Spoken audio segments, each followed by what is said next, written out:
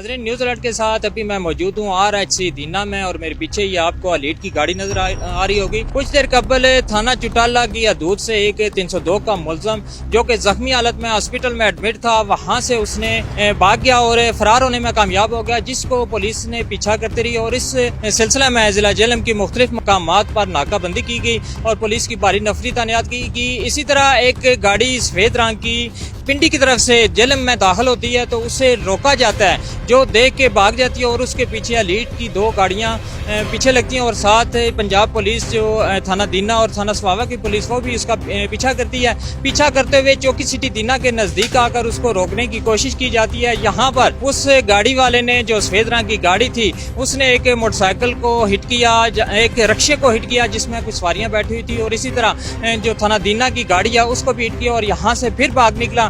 थोड़ा से आगे जाकर एलीट फोर्स जो उसका पीछा कर रही थी, वहाँ उसका टायर ब्रस्ट होने से उलट गई, जिसके नतीजा में 2 एलीट के नौजवान जो है वो जख्मी हुए। एक को सीरियस हालत में जेलम रेफर कर दिया गया, दूसरे को तिब्बी इमदाद दे के यहाँ से दोबारा पुलिस के हवाले कर दिया। एक पंजाब पुलिस का नौजवान था जो कि थाना की वर्दी में, थाना वाली पुलिस में, वो भी जख्मी हुआ जो RH में मौजूद है। तर्जमान पुलिस से इस सिलसिले में बात हुई तो उसका ये कहना था कि एक 302 का मुलजम था जिसकी गिरफ्तारी इल्तवा में रखे हॉस्पिटल दाखिल किया था, वो जख्मी था, वो भाग गया। उस वजह से पूरे जिला के अंदर जो है नाकाबंदी की गई और उसको पकड़ने के लिए नाकाबंदी थी।